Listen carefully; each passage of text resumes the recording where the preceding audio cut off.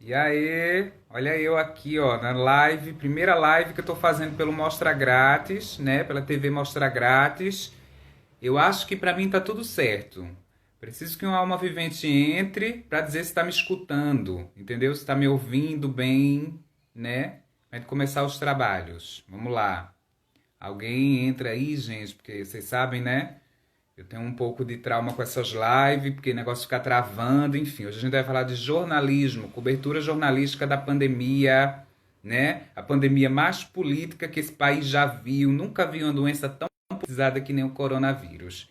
E para falar disso, a gente tem um especialista no assunto, o doutor Marcelo Barreto, jornalista, gabaritadíssimo, cervejeiro, que vai falar com a gente. Meu Deus, não entra uma alma vivente, eu perguntar se estão ouvindo. Estão me ouvindo bem, gente?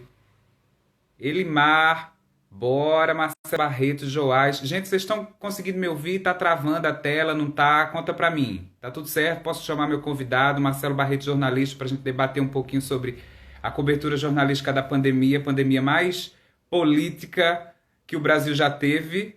Tá tudo certo? Vocês conseguem me ouvir? Tá tudo bem? Dá só um positivo aí pra eu não fazer vergonha quando o convidado chegar. Tudo certo, né, Limar? Isso mesmo, vamos lá. Vamos chamar a Marcelo aqui. Polêmicas, opiniões, entendeu? Acho que agora vem, hein?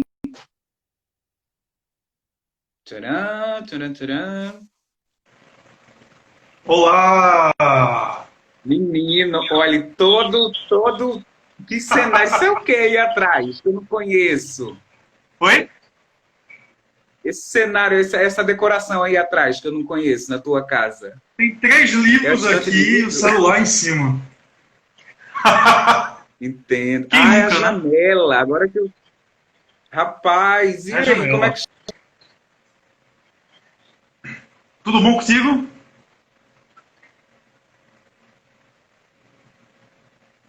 Deu uma travadinha, Henrique.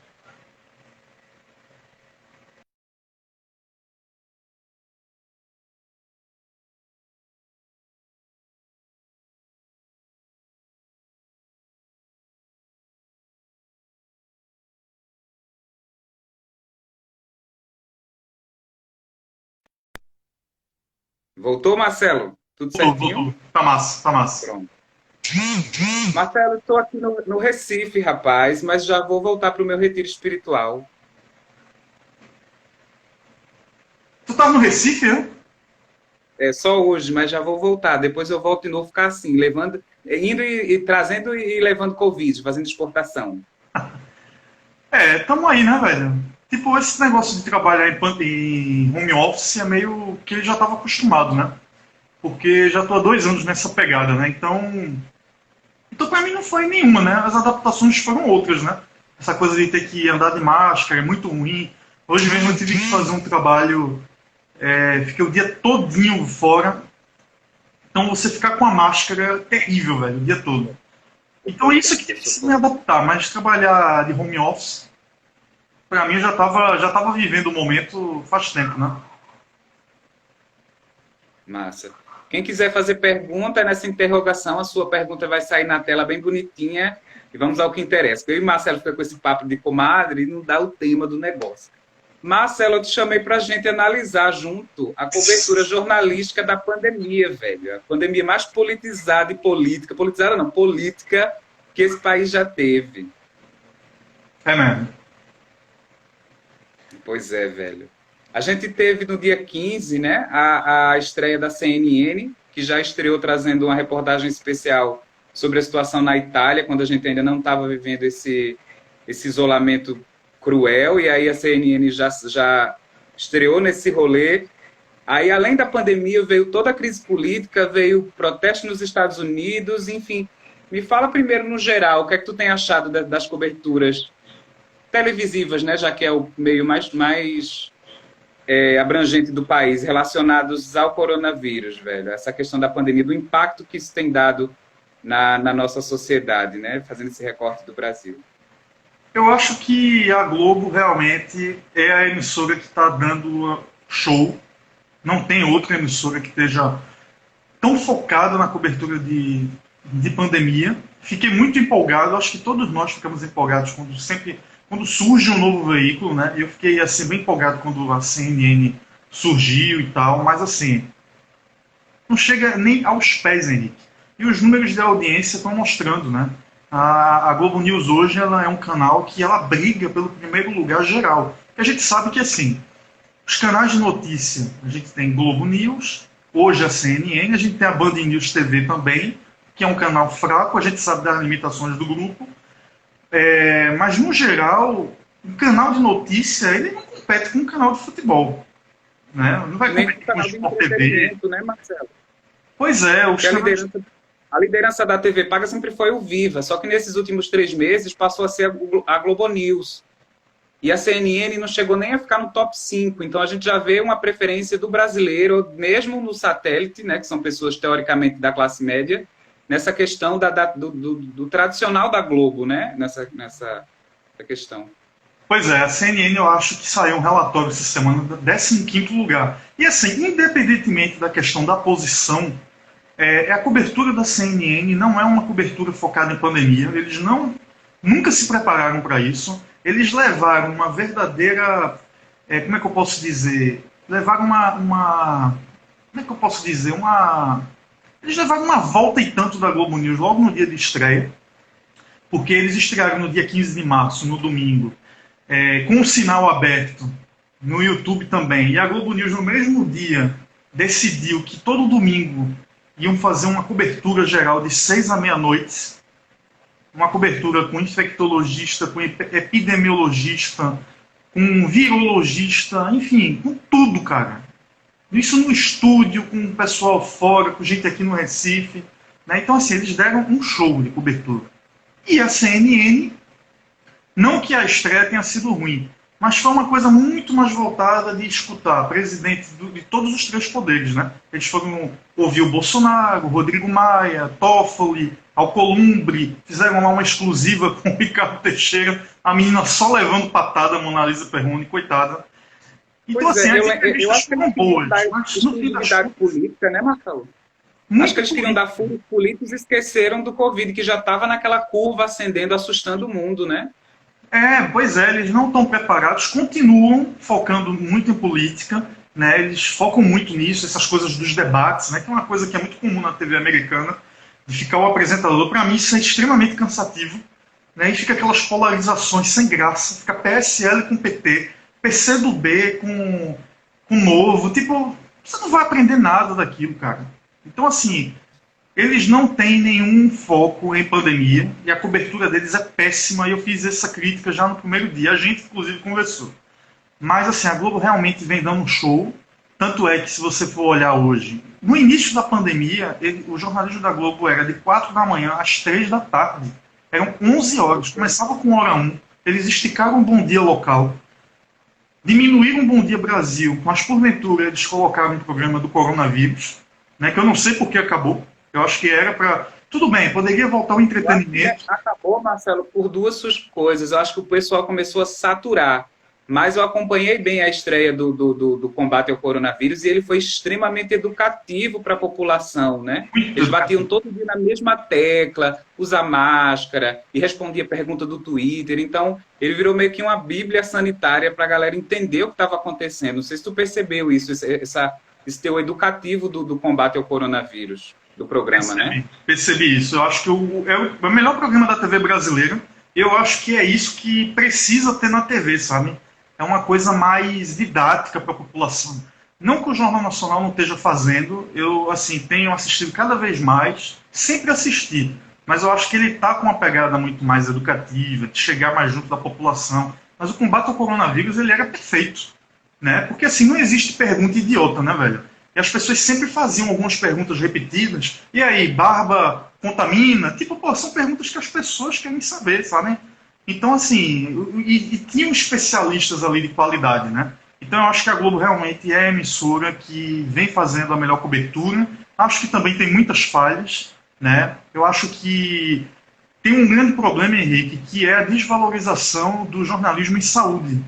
Se você for olhar nos últimos tempos, essa coisa do jornalismo científico perdeu muito espaço, né? Eu me lembro que em 2010, você pegar um jornal local, você tinha matéria todos os dias, independentemente de pandemia, de epidemia, você tinha matéria todo dia de uma jornalista que tinha uma especialização em saúde. Então, quando vem os passaralhos da vida, o pessoal vai cortando isso, que é como se fosse uma coisa menos importante, né? Então, o que que acontece? Quando vem uma pandemia dessa, um bando de jornalista desinformado, né, que só vive no computador, praticamente a gente vê que hoje os portais de internet, o que eles fazem é replicar os releases de assessoria de imprensa. Para quem é assessor de imprensa, é maravilhoso. Mas assim, o pessoal replica na íntegra, Henrique. Então, assim, isso é uma coisa que a gente tem que discutir muito também. Né? Essa coisa da desvalorização do jornalismo científico, do jornalismo em saúde. Você praticamente hoje na TV só vê o Fantástico fazendo isso. Né? Que traz umas matérias bem elaboradas, a Sônia Bride, tem aquele repórter que eu gosto muito, Álvaro Pereira Júnior, né? Ele coroa. As matérias dele são, para mim, as melhores. Mas, assim, existe essa coisa da desvalorização, jornalistas que não se interessam, cobertura em saúde. Né? Você sabe que eu trabalhei durante muito tempo em programa de saúde. Não sou jornalista especializado em saúde, mas trabalhei com isso. Né? Então, o que acontece? Trabalhei com isso e já fui a algumas coberturas, né, de congressos, de laboratórios, e assim, a própria assessoria da Sociedade Médica dizia: a gente tem poucos jornalistas para convidar, porque poucos trabalham com isso. Então, assim, é complicado, né? Eu acho, Marcelo, que isso é uma falha da escola de jornalismo, da escola da comunicação. Eu lembro que eu fiz, e a gente era uma ementa de uma cadeira o jornalismo específico. Ela só dizia, tem um jornalismo específico. E aí, se você quiser se especializar, você vai fazer um curso de economia depois, você vai, enfim, vai fazer um curso de cultura, e as pessoas saem da faculdade pensando que elas têm que falar de tudo, entender de tudo, e esquecem de afunilar muito isso, entende? E aí elas acham que elas não precisam mais estudar para falar de economia, por exemplo, com embasamento, não precisam estar dentro do mercado financeiro para entender. Se for de saúde, não precisa estar toda hora falando com o médico, porque basicamente o jornalista ele transmite para a sociedade, de uma linguagem mais fácil, o que está acontecendo. Então, se você não tiver aquele embasamento, aquele foco, se você for específico de alguma área, você vai acabar deseducando a sociedade, né? Pois é, exatamente isso. Então, é uma coisa que talvez a pandemia hoje seja importante para que as redações elas reflitam mais sobre isso, né? Porque... Ô Marcelo, agora falando dessa questão de produção de conteúdo em relação à pandemia mesmo, que aí eu falo que foi uma pandemia política, tem uma galera que já está interagindo, o João Alves diz assim, ainda assim o povo não assimilou, imagina, ele faz essa crítica nessa questão de dizer assim, mesmo com toda a campanha educativa que a gente fez de use máscara, manter distanciamento social, bababá, as pessoas relutaram muito para automaticamente ter esses cuidados. Então, nem a televisão, que é o maior canhão desse país de comunicação, conseguiu dar conta de educar a população. E, claro, também teve todo um background, o presidente torcendo contra, muita gente passando pano. Mas, assim, a independência do veículo meio que ditava o que eles iam fazer. Então, assim, a Record dava as notícias da pandemia de uma forma muito fria, né? Pouco abriu a programação para isso, fez um boletim de coronavírus muito na madrugada, depois quando viu que estava perdendo espaço, e as outras emissoras praticamente ficaram dando aquelas informações cruas, sem cumprir aquele papel educacional. Me fala, dentro das 5 maiores emissoras abertas, assim, fora da Globo, se tu pôde ver alguma coisa, quem mais se aproximou de um tipo de jornalismo social, assim, ajudando as pessoas a entender o que estava acontecendo, a proteger o grupo de risco, enfim, quem mais, por mais que todas as outras tenham problemas, quem mais se destacou, na tua opinião? Eu acho que tem uma coisa importante, que teve uma pesquisa do Datafolha que saiu no início da pandemia, acho que foi março ou foi abril, mostrando que mais de 60% da população ela acredita no que a TV fala, né, no que a TV repercute sobre a pandemia, né, ou que o rádio fala sobre a pandemia. E 12% 12% disseram apenas acreditar em notícias do WhatsApp, de Facebook. Então, na verdade, os veículos de imprensa tradicionais, eles ainda têm credibilidade. Diferentemente do que alguns extremistas de plantão, que não gostam do trabalho da imprensa, que são negacionistas. Então, eles sempre vêm com essa ideia de dizer o jornalismo está com os dias contados. Mas, pelo contrário, a população ela tem se informado mais nos veículos de imprensa tradicionais. Essa pesquisa da Datafolha, posso ter errado ali um número ou outro, mas assim, mostra que 60% acredita no que a TV fala sobre a pandemia. 68% no ano passado disseram acreditar no que os veículos de comunicação falam. Então, os veículos de comunicação seguem com sua credibilidade em alta. É óbvio que a gente faz uma crítica a um determinado estilo de jornalismo, a determinados blogueiros, a alguns radialistas, né? Isso é normal, tem profissional ruim em todo canto, tem empresa ruim em todo canto, mas eu acho que, no geral, a imprensa está com a moral lá em cima. Eu acho que, por exemplo, você pega um jornal nacional, tem repercutido bem nas redes sociais, né? Os programas da Globo têm tido uma boa aceitação sobre a pandemia. Então, os veículos de imprensa estão em alta e eu acho que a gente não deve dar muita atenção ao que os negacionistas de plantão falam por aí, né?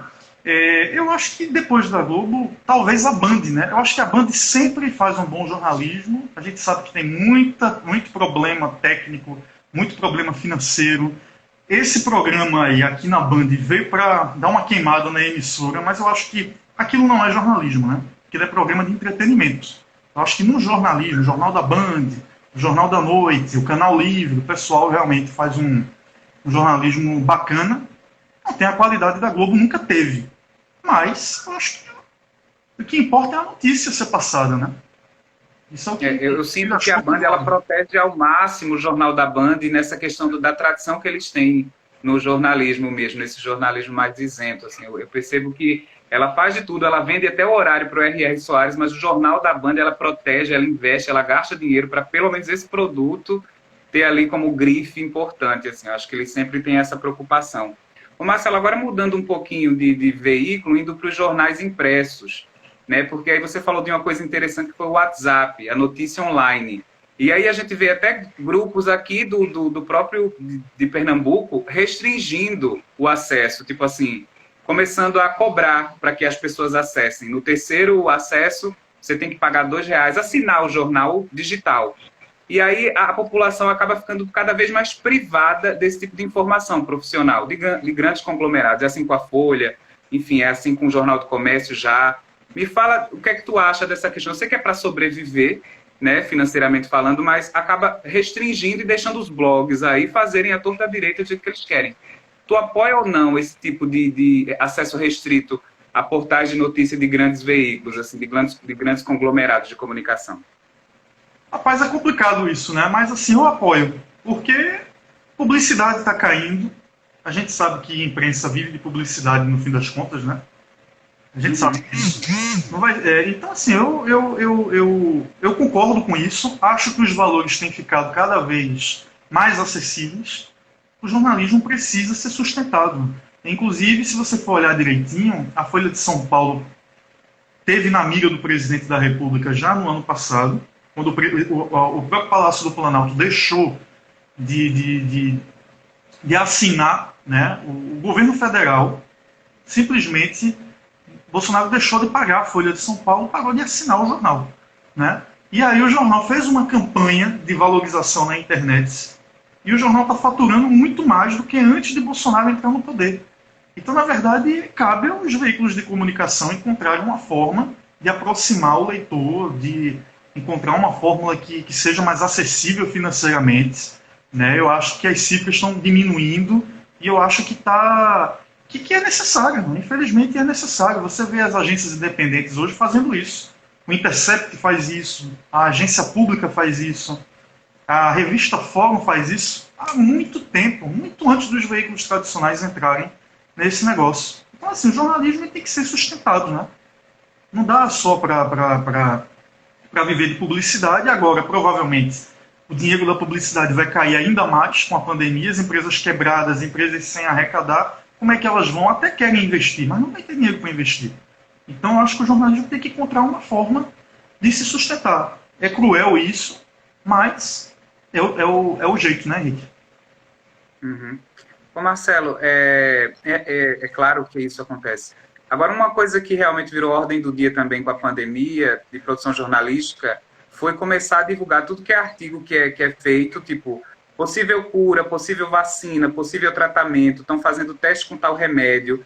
Eu li sobre isso e se faz necessário você começar a informar a população que os cientistas e o pessoal da medicina estão correndo atrás do prejuízo.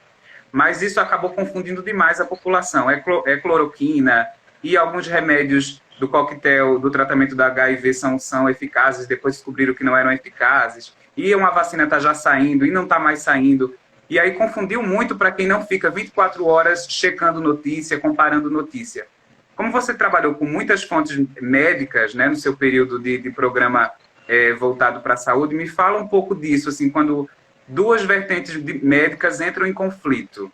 Tu acha que, na tua opinião, é válido ouvir as duas opiniões? É mais louvável quando você tem uma audiência grande pegar uma vertente médica de estudo? Me fala como tu analisa esse tipo de discurso que acaba confundindo a população. Eu acho que primeiro isso vai lá para aquela conversa de antes de dizer que a gente tem poucos jornalistas que estudam ciência, né? Poucos jornalistas que se interessam pelo assunto. Então, eu acho que a gente tem que passar com muito cuidado isso para a população, né? Porque fez um teste ali, mas ainda falta esse estudo ser registrado pelos órgãos competentes, né? Um laboratório está criando lá uma vacina, mas por mais que os testes tenham sido eficazes em determinado grupo de pessoas, precisa ter um registro para aquilo entrar em vigor e tudo mais. Então, acho que a imprensa tem que sempre encontrar a melhor forma de passar essa informação para o ouvinte, para o leitor, para o telespectador, de explicar direitinho, né, que aquilo ali está em fase de testes, né, não colocar manchetes tendenciosas que levam as pessoas a acreditarem nisso. Às vezes tem gente, Henrique, que chega no Twitter só na manchete, nem abriu a matéria. A matéria é gigante. A maioria das pessoas consomem assim a notícia. Pois é, a matéria lá no fim vai dizer que, tipo, tá em fase de testes, ainda precisa ser aprovada por uma autoridade competente, mas tu já colocou uma manchete lá tendenciosa, né, uma manchete que não é verdadeira, e tu já enganou milhares de pessoas. E com o WhatsApp, meu amigo, eu chego ali no Twitter, na informação, disparou, acabou. Você manda para um grupo de 100 pessoas, acabou. É por isso que o TSE faz até a campanha, né? Na dúvida, não compartilhe. Então, assim, mesmo sendo uma notícia de uma revista saúde, eu vejo muita revista saúde fazer isso, divulgando estudo que nem foi ainda comprovado, sabe? E divulga uma primeira parcial. Então, eu acho que tem que ter uma responsabilidade com isso, né? Porque, por exemplo, o meu avô, se ele escuta uma parada dessa, que fez uma vacina que vai curar para o coronavírus, pronto, ele vai mandar para todo mundo, ele vai entender que aquilo é verdade e pronto, para você depois chegar para tentar desmentir, meu amigo, vai ser muito trabalho, né? Porque para desfazer um mal entendido, desfazer uma mentira, a gente sabe que é cruel, é difícil, né? Ô Marcelo, gente, só lembrando, tá? Perguntas é nessa interrogaçãozinha aqui, se vocês quiserem aparecer na tela, acho chique a galera entrando aí. Não é? Não entendi. Deixa só, tem uma deixa eu só ajeitar interrogação uma aqui coisa aparecendo, aqui. vocês fazendo pergunta. Menino, você tá com o cabelo assim caído, né, gente? Tá chique, assim, uma coisa bem chique. Eita, deu um trava aqui, gente.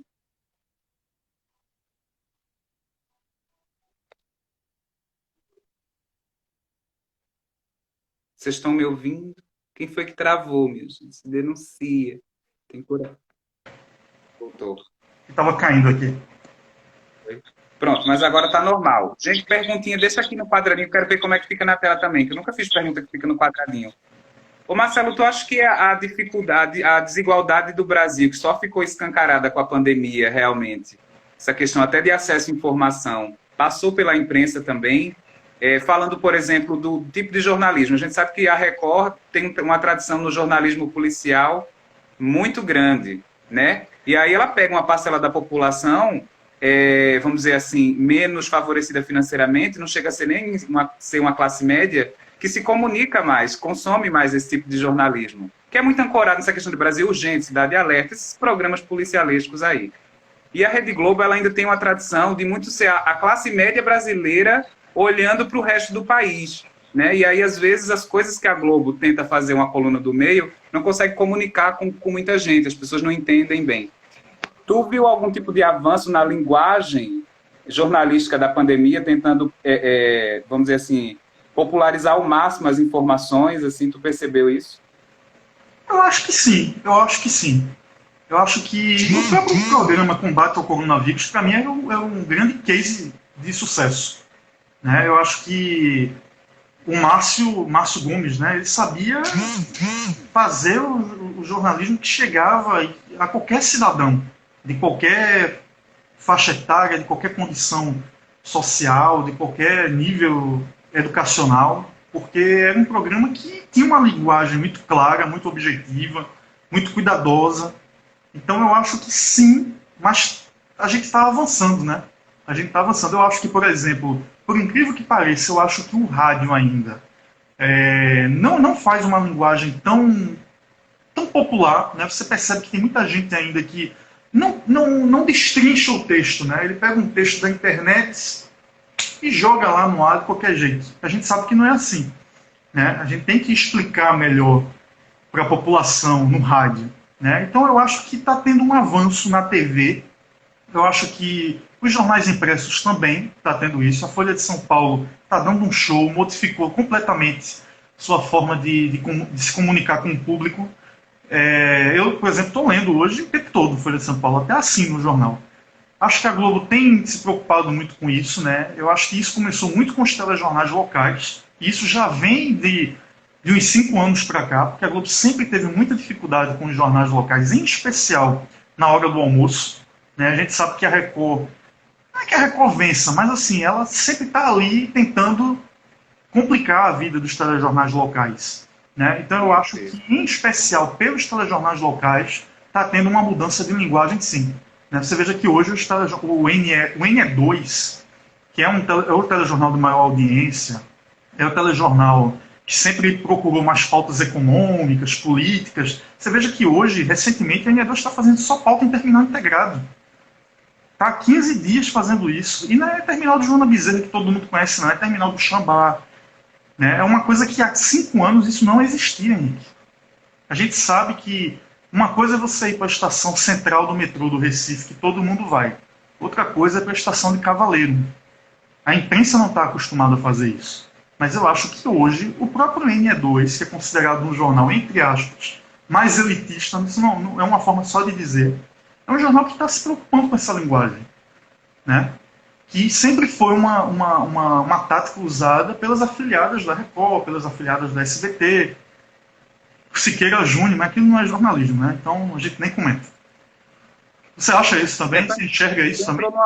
Entrou numa pauta boa, porque foi um desafio para as emissoras afiliadas da Rede Globo, porque como eles aumentaram mais o jornalismo, automaticamente eles aumentaram o tempo das afiliadas. E às vezes as afiliadas não têm nem equipe para cobrir mais de meia hora de arte. Né? A arte que a gente fala é o tempo que o jornal vai ficar no ar, a mais. E aí o que aconteceu? O jornal hoje esticou, obrigou mais as praças a mandarem conteúdo, então Pernambuco, que quase nunca entrava no jornal hoje, começou a entrar todo dia com matérias de quase 3 minutos. Então isso também mobilizou demais as equipes e desafiou eles a produzirem conteúdo. E ao mesmo tempo, medo do repórter se infectar, usando máscara, distanciamento. Me fala agora também de uma forma geral, quem mais se adaptou a esse novo normal, Marcelo? De uso de máscara, de Skype, de imagem tremida, de live, né, do link ao vivo ser cada vez mais precário em relação à qualidade, porque aí a gente está vendo uma televisão muito distante daquela que a gente cresceu, a nossa geração cresceu, que é aquela coisa plástica, perfeita, né, de estúdio. Além da Globo, assim, qual foi a outra emissora que rapidamente tu também analisa que também se adaptou rápido a essas novas restrições sanitárias? Só para complementar o outro assunto que a gente estava falando, em alguns estados, por exemplo, os jornais locais começam 15 minutos antes do normal, né? Por exemplo, aqui começa de meio-dia, mas em alguns começa um encontro. Pois é, porque eu acho que Bahia é 15 para meio-dia, porque provavelmente sofre uma concorrência de outros lugares. Então é uma forma de esticar mais esse tempo local, né? Por exemplo, Bom Dia Brasil hoje, você veja que Minas Gerais, eu até fiquei olhando o que, que Belo Horizonte está fazendo ali o tempo todo, né? Mas isso é uma estratégia de audiência mesmo que está baixa, né? Então é uma forma de você deixar aquele estado mais presente ali no horário do Bom Dia Brasil, né? Para fazer com que o cidadão daquele local fique preso, né? Num canal. Uhum.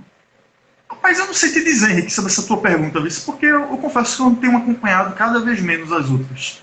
Porque assim, eu acho que é tão precário a forma como os outros canais abordam a pandemia, eu confesso que eu fico somente em uma. Então eu não saberia te dizer isso. Eu acho que a gente sabe que as nossas emissoras locais têm muitas dificuldades, a gente conhece, a gente trabalhou em algumas delas, mas assim, o pessoal é muito guerreiro, né? Mas assim, a nível nacional, eu confesso que eu não tenho acompanhado os outros. Ou é Globo News, ou CNN de vez em quando. Mas assim, eu não vou estar perdendo meu tempo vendo o Jornal da Record, que não fala de um absurdo que Bolsonaro falou, por conta de conchavo político.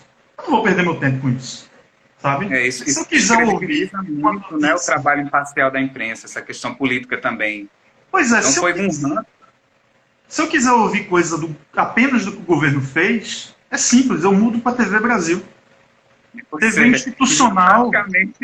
Virou praticamente a TV institucional lá da assessoria de imprensa. Pois é, boto na NBR. Se eu quiser escutar numa rádio, eu boto na Voz do Brasil. Porque ele não vai fazer jornalismo crítico.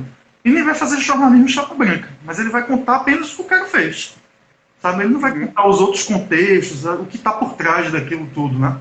Então, eu não confesso a você, não é arrogância isso, mas assim, eu não perco meu tempo vendo isso. Sabe? Tipo, Siqueira Júnior. Tive até uma discussão recentemente com uma pessoa conhecida que botou Siqueira Júnior como um. Tipo, pelo amor de Deus, cara. Um cara que faz palhaçada, um cara que ficava dizendo que usar máscara é frescura. Né? A gente é jornalista, né? A gente também tem que se dar o respeito, cara. Eu não vou perder meu tempo vendo um idiota desse. Me desculpa. É um show de desserviço que acontece, sabe? Assim, um monte de fake news institucional ali acontecendo na cara da gente. Isso foi muito assustador.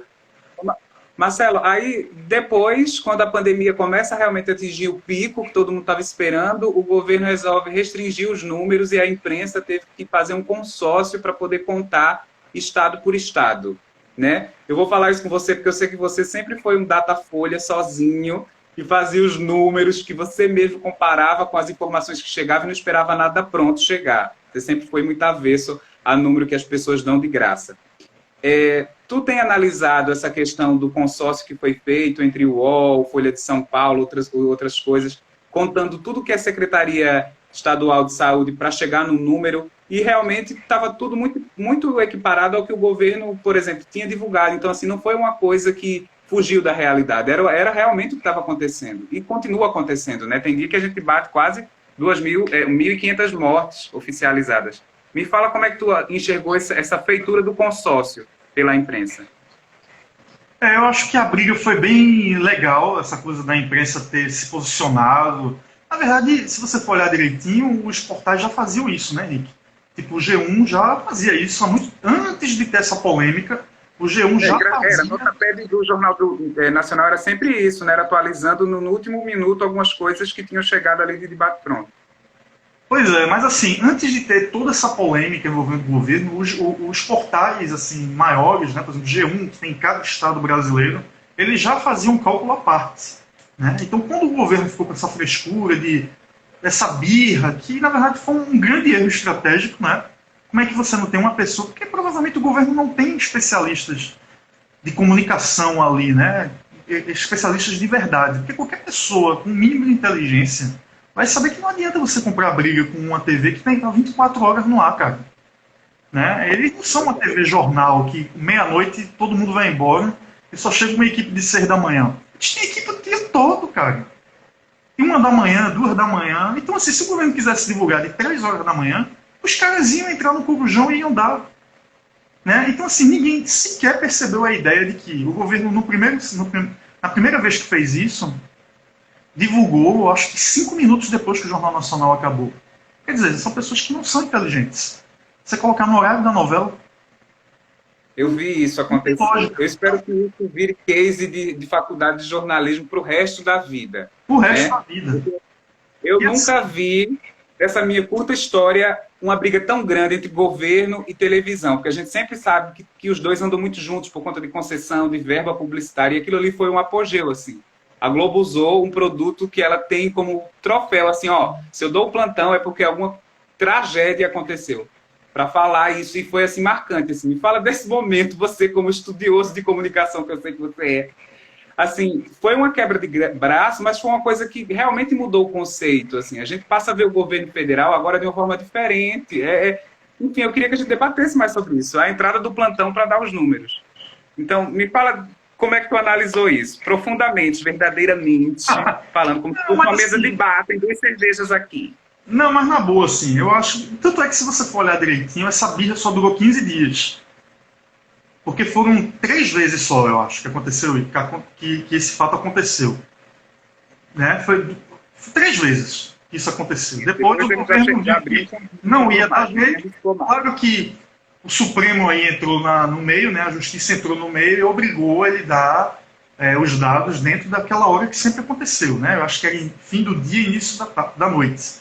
Então, na verdade, o governo foi obrigado, por uma decisão judicial, a fornecer os dados.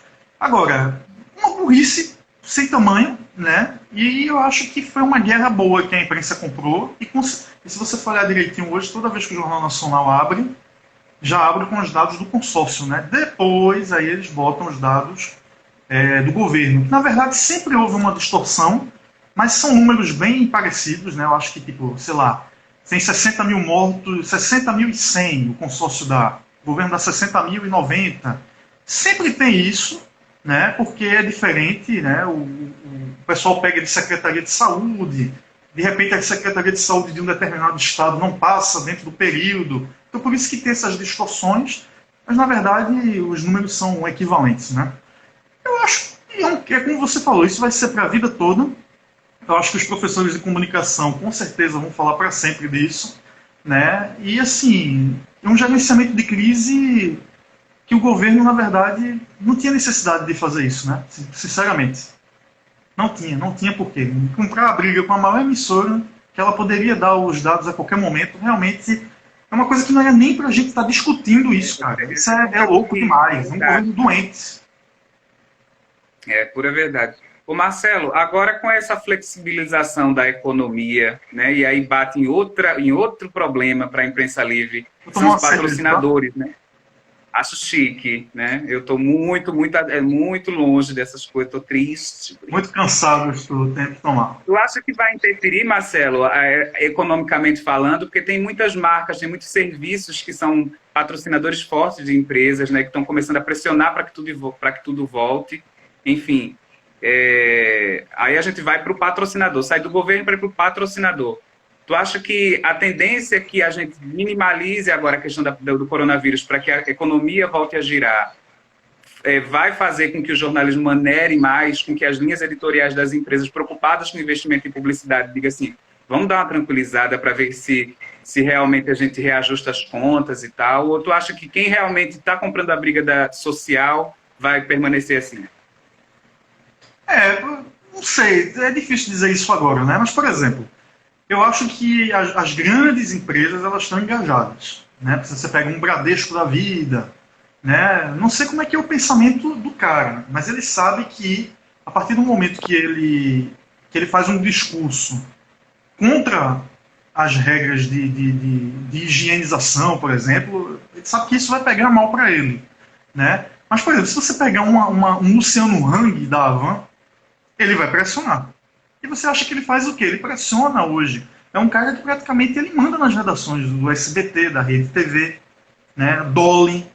Então esse tipo de empresa, eles pressionam mesmo. E assim, não tem essa coisa eles pressionam na cara de pau. Não tem essa coisa de politicamente correto, né? Então, se você pegar pelo exemplo de uma Havan da vida, né?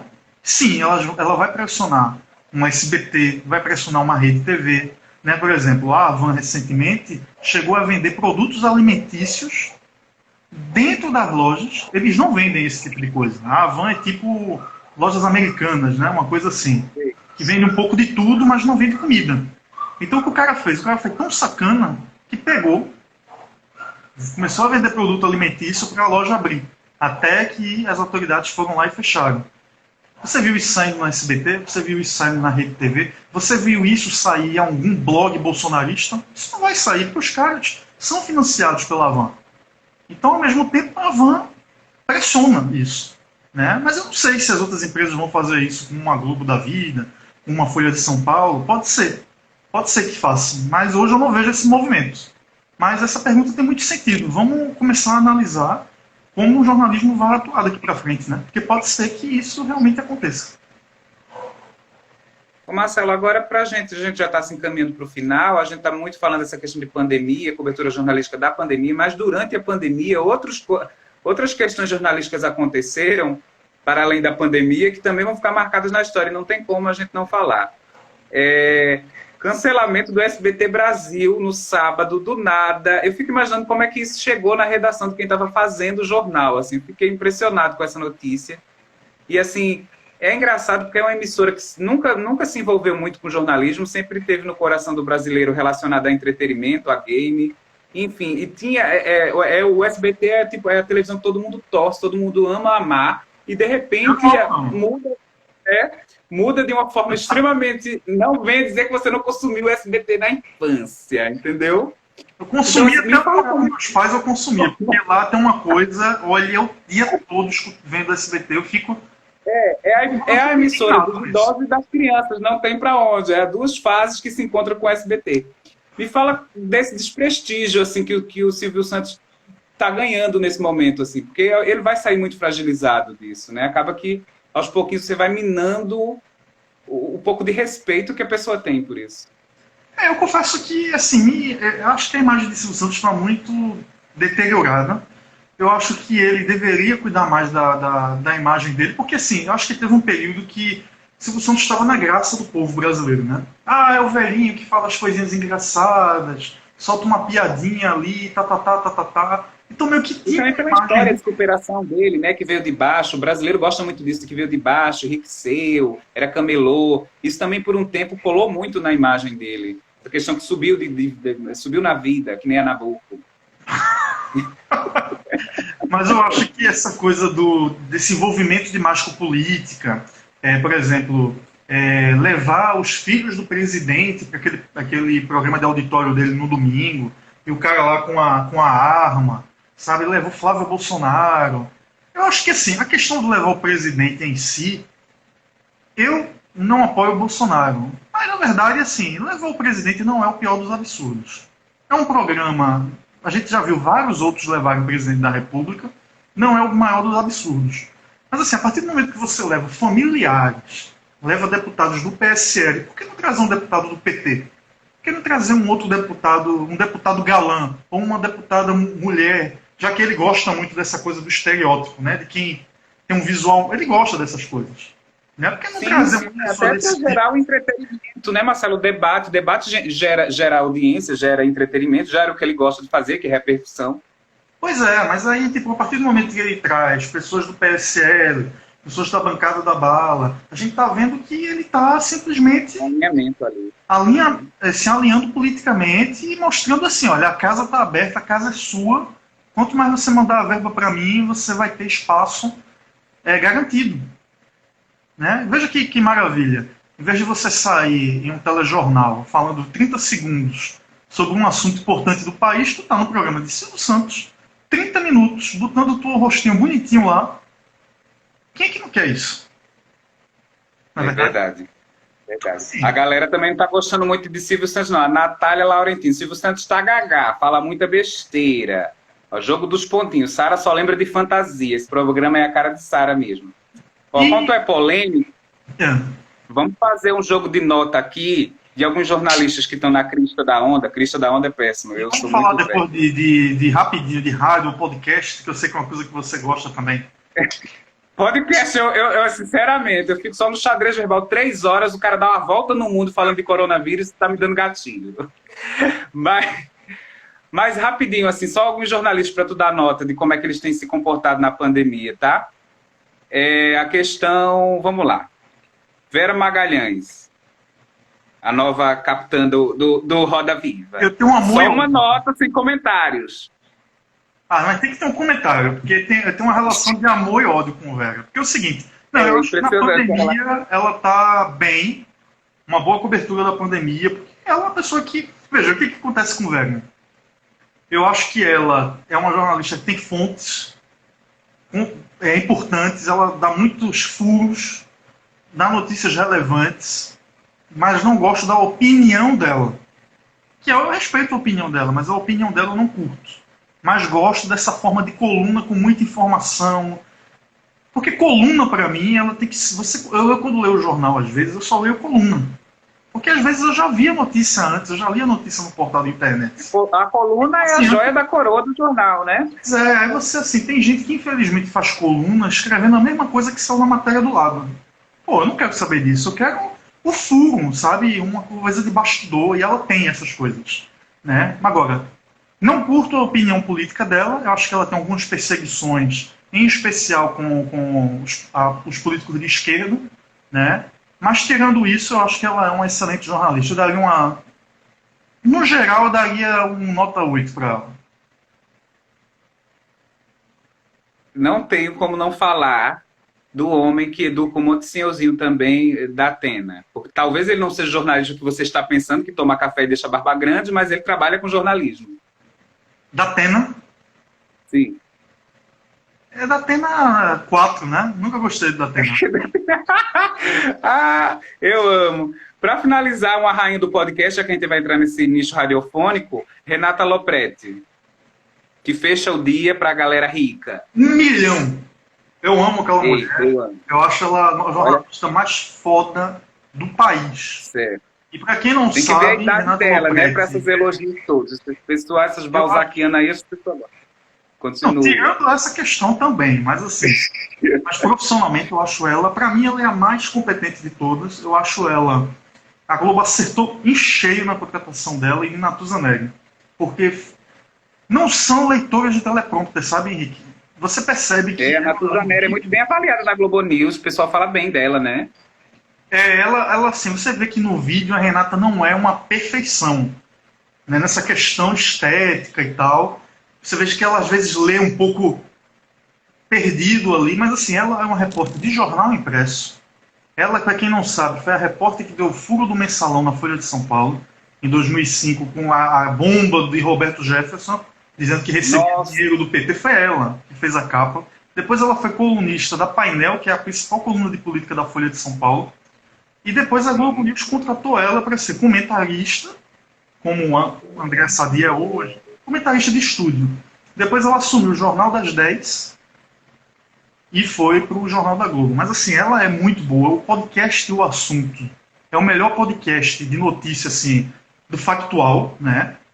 E quando ela faz com uma repórter pernambucana, tem uma repórter do Valor Econômico chamada Maria Cristina Fernandes. Toda vez que as duas fazem, eu vou no Twitter elogiar, porque é muito bom. Elas são muito boas no que fazem, sabe? Tipo, não é aquela jornalista que só tem um rosto bonito, a unha bem pintada e pegou uma informação ali com um deputado. Ela sabe de todas as nuances. Ela é realmente nota 1 milhão. Minha gente, Renata Lopretti aí, ó, já tem até casa para se instalar no Recife, se ela quiser fazer um rolê hipster. Olha, vê só, vamos falar de rádio, do rádio. Eu acho que ela, Renata Lopretti, curte um casbah, um forró da macuca. Essa galera da Globo é tudo assim, essa galera da Globo é tudo comunista da Zona Sul, eu amo, inclusive. Marcelo Freixo na cabeça para governar o Rio. Olha, vê só, vamos falar um pouquinho dessa questão radiofônica, do rádio que realmente chegou no público de interesse, que ia morrer com corona, que guarda os idosos, tranca os idosos tinham que ouvir rádio. Tu conseguiu ouvir alguma coisa de rádio comunitário, de rádio que faz essa prestação de serviço, a senhorinha, que só tem o rádio e tal? Como é que tu viu a cobertura, especificamente local, já que a gente não tem acesso a muita coisa player nacional de rádio, a cobertura do rádio dessa questão de comunidade, de ajudar nessa questão de pandemia? Eu acho que o rádio se afastou de comunidade há muito tempo, né? Primeiro que não tem nem repórter as emissoras daqui. Hoje só temos Rádio Folha, é a única que tem repórter lá da CBN Recife, né? É Então, uma coisa assustadora isso, inclusive, né, menino? pois é, a gente tem Como é? rádio hoje que usa repórter de televisão ou rádio que só faz produção interna, que não tem equipe, né? A Então, impressão que eu tenho, Marcelo, é que o mesmo texto da televisão com recurso de imagem vai para o rádio e foda-se como a pessoa entendeu. e o Ainda vou até pior, prestar atenção. ainda Pode vai falar. voar com aquela frase. Veja nas imagens, que o pessoal nem Eu amo, gostou de vejo ouvir. Tá, pô. nas embaixo da sua imaginação. É rádio de lúdica para criança desenvolver. Então eu acho que o rádio, na verdade, se afastou muito de comunidade, né? Eu acho que até os anos 90, 2000, a gente tinha algumas rádios mais fortes, né? Mas também assim, você tinha um cara como Edivaldo Moraes, que era um cara muito de comunidade, de botar as pessoas de sindicato, né? E isso se perdeu muito, né? Até na Rádio Jornal hoje, o próprio Geraldo Freire não faz mais isso. Não entra mais ouvinte no ar. As pautas hoje é uma primeira página totalmente nacional. Não tem notícia local. É uma notícia local bem jogada e a gente trabalhou lá, a gente sabe como é que é. Então, no horário nobre do rádio, aqui, falando da emissora com mais dinheiro, que é a Rádio Jornal, hoje não tem. Os caras não. Como é que eu posso dizer? Os caras não falam do jornalismo local. O cara não fala do problema da canaleta lá em Rio Doce, porra. Não fala. E são Que é o fatos. que aproxima, né? O rádio é o que aproxima, é o que está perto, né? Por isso Você que veja, hoje isso é uma coisa muito da TV, né? A TV hoje é a coisa. A TV hoje está fazendo o inverso. Hoje, na hora do almoço, a TV que vai para a comunidade, que vai para a casa lá em Igaraçu, que vai lá para Itapissuma, para fazer um problema, com essa coisa do calendário, e vai e cobra, sabe? E dá audiência, né? Dá audiência. A gente vê que o repórter tira sangue de pedra ali daquela pauta porque a galera tá gostando de se ver ali. E é uma coisa que, tipo, é muito prática de fazer no rádio, até de longe, e ninguém tá se ligando. E é ruim de fazer, né? Eu já trabalhei lá na Globo e, assim, teve uma vez que teve um problema de... Eu odiava fazer esse tipo de coisa. Aí, teve uma vez que teve uma pauta, cara, que era que eles tinham ido lá umas 15 vezes. Meu irmão, você tinha que botar o texto. Fomos em agosto de 2013. Aí você tinha que pegar as imagens do SEDOC. Fomos em novembro de 2013 e nada foi feito. Aí pegava as imagens. Fomos em janeiro de 2015. Ouvimos o prefeito. Aí bota. É um inferno. Mas assim, do ponto de vista... Mas isso o produto para quem assiste, Marcelo, até para outras Sim, comunidades que estão... Eu só estou falando de uma questão técnica mesmo. Mas assim... Não, a técnica é horrível. A técnica você faz um documentário Globoplay, meu amor. Mas, assim, quem vê, diz assim, poxa, misericórdia, velho. A imprensa tem que salvar a minha vida. Que é o rolê da imprensa, a ponte entre o poder e o povo, enfim. Aí é outra seara. Mas me fala da grife do rádio, porque o rádio agora passou a ser tudo, né, Marcelo? Eu tenho o nome de um rádio, mas esse rádio tá no YouTube, tá no Spotify como podcast, vira meio que uma grife. O rádio empresta sua credibilidade para os novos produtos. Como é que tu viu, como é que tu tá vendo essa mudança e se a pandemia ajudou a criar outros produtos de rádio, assim, que tu diz assim, poxa, não ouvi essa rádio, mas eu vi esse trechinho aqui, vou ficar prestando atenção nisso. Eu sei que tu é fã da Rádio Gaúcha, é o momento de tu rasgar elogios a Porto Alegre. Eu ia falar disso, que eu acho que hoje é o principal case e é o principal objeto de estudo hoje. Se eu hoje tenho pretensões para o futuro, mas assim, se eu hoje entrasse num projeto de mestrado, primeiro eu queria fazer rádio, porque é uma coisa que, infelizmente, é desvalorizadíssimo na academia. E você sabe disso. E assim, o principal case de sucesso hoje se chama Timeline. É um programa da Rádio Gaúcha que vai lá de 10 às 11 da manhã e que hoje pauta a imprensa brasileira. Você hoje, toda vez que você assiste o Jornal Nacional, tem alguma... Eles sempre voltam lá, olha, saiu essa entrevista de Carla Zambelli na Rádio Gaúcha. Né? Sempre tem uma repercussão disso. Os caras entrevistam... É foda, né? Para jornalista ser creditado assim, para programa de rádio assim, principalmente local, é foda. Pois é. 5 minutos para terminar. Considerações finais da grande live jornalística. Não, então assim, eu queria de novo rasgar elogios à Rádio Gaúcha, porque... Mas é verdade, sabe, Henrique? Você hoje, assim... Quando você vê uma entrevista de rádio repercutir no Jornal Nacional, geralmente é assim. Em rádios de fora, CBN, Rádio Band News, era tipo: Temer veio a Pernambuco. Todo presidente que vai a um estado, ele conversa com a rádio daquele estado. Qual foi a última repercussão que teve a nível nacional de uma entrevista de uma grande personalidade a uma rádio local? Foi com o Temer em 2017. Não, Temer em 2018. Foi alguma entrevista que ele deu sobre alguma polêmica que realmente repercutiu em todos os jornais da Globo. Mas assim, a Gaúcha é toda semana. E não é uma pauta local, não. Eles pautam nacionalmente. Né? Entrevistando o Sérgio Moro, entrevistando o ministro do STF, deputados da base bolsonarista, o próprio vice-presidente. Então, assim, é o grande case de sucesso. É uma rádio que hoje faz muito podcasts legais. Eles têm uns 2 ou 3 podcasts muito bons. Acho que é uma Potter Entrevista, que inclusive é um dos apresentadores desse programa Timeline. Eu já ouvi alguns, é bom mesmo. Rapidinho e tal, para quem não tem paciência de ouvir podcast muito longo. Teve um que eu estava limpando a geladeira e escutei um com o Fernando Meirelles, muito bacana, velho. E tem um chamado Era Uma Vez no Oeste também, que é com esse cara, e tem um tal de Daniel Escola, que é lá da Gaúcha, e assim, é muito bom mesmo. Eu acho que hoje é a grande rádio. É muito bom porque não é uma rádio do eixo Rio-São Paulo. Né? Porto Alegre hoje é uma cidade como Recife, deve ser um pouquinho maior. Mas assim, se Recife é a principal cidade do Nordeste, Porto Alegre é a principal cidade do Sul. Está fora daquele eixo Rio-São Paulo-Brasília. E é muito bom quando você vê produto regional, né? Assim, tão bem, tão valorizado, pautando a nível nacional. Eu fico felizão mesmo, assim, de ver isso. Tá vendo? Eu amo um gaúcho pernambucano. Marcelo, foi massa o papo. Só faltou a minha cerveja pra gente terminar brindando. Vai embora quando? Amanhã, amanhã, mas eu volto no final de semana de novo, porque eu tô tentando, né, me locomover agora. Use máscara, toda... se quiser uma face shield aqui, a gente tem também lá. Eu amo. Obrigadão, Marcelation. Massa, e faz um tempo que a gente não se vê, né? A gente se viu no show de Lineker, né? Terça-feira de carnaval. Terça-feira de carnaval, essa pandemia tá destruindo vidas. É foda, mas é isso aí, vamos nessa, né? Vamos nessa. Obrigadão, Marcelão. Massa, velho. Vamos depois fazer uma live sobre Big Brother. Deus, vai travar na última parte. Tchau. Tchau. Tchau, gente que acompanhou. Foi chique.